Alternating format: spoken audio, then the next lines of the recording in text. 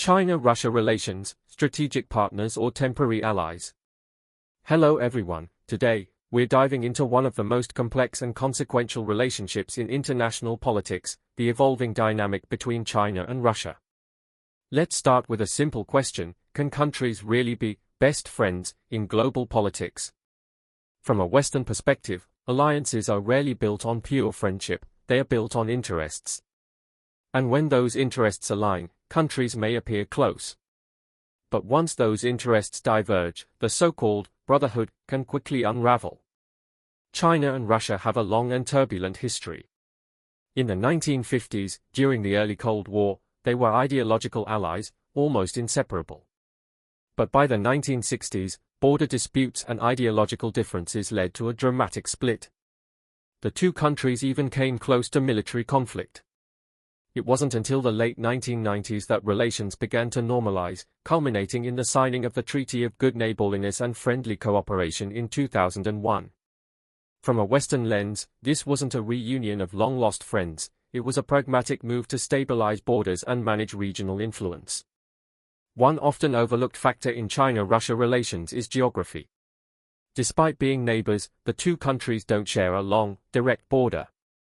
Between them lies Mongolia, a strategically important buffer state. During the Cold War, the Soviet Union stationed troops in Mongolia to pressure China. Today, Mongolia's independence and neutrality help reduce the risk of direct confrontation between Beijing and Moscow. From a Western strategic standpoint, Mongolia plays a quiet but crucial role in maintaining regional stability. Russia is a major energy supplier to China, especially in oil and natural gas. After Western sanctions cut off much of Russia's access to European markets, Moscow turned to Beijing as a lifeline. But here's the catch: China isn't dependent on Russia. It has diversified its energy sources, importing from the Middle East, Central Asia, and even investing heavily in renewables. Western analysts see this as a one-sided dependency. Russia needs China far more than China needs Russia. China and Russia frequently hold joint military exercises, such as Joint Sea and Peace Mission. These events are often portrayed as signs of deep strategic alignment. However, Western military experts argue that these drills are largely symbolic. The two militaries lack true interoperability, and their strategic doctrines differ significantly. These exercises are more about sending signals to the West than building a genuine military alliance. Russian President Vladimir Putin has been a key figure in maintaining stable relations with China. His pragmatic approach and long tenure have allowed for consistent cooperation. But what happens after Putin? Western observers warn that a leadership change in Moscow could shift Russia's foreign policy dramatically. A new leader might seek closer ties with Europe or adopt a more nationalist stance, potentially straining relations with Beijing. China is aware of this uncertainty. That's why it maintains strategic autonomy, never putting all its chips on one partner.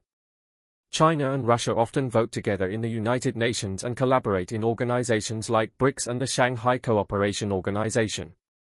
This alignment boosts their collective influence and challenges Western-led institutions. Yet, Western analysts caution that this is tactical, not structural. For example, China has remained neutral on Russia's invasion of Ukraine, refusing to offer direct support. This shows that while they may coordinate, they are not bound by mutual defense or shared values. Despite their cooperation, China and Russia compete in several strategic areas. Central Asia, Russia sees it as its backyard, while China pushes its Belt and Road Initiative, building infrastructure and influence.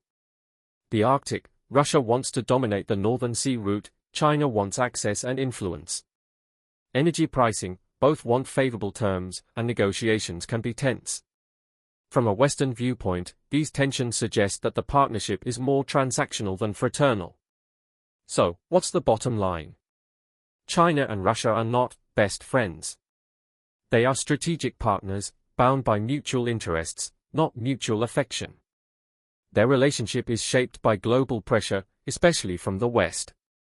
But it's also fragile, with underlying competition and future uncertainties. This alliance is a temporary convergence, not a permanent union. It's a rational response to external threats, not a deep ideological bond. What do you think? Is this partnership sustainable, or will cracks begin to show as global dynamics shift?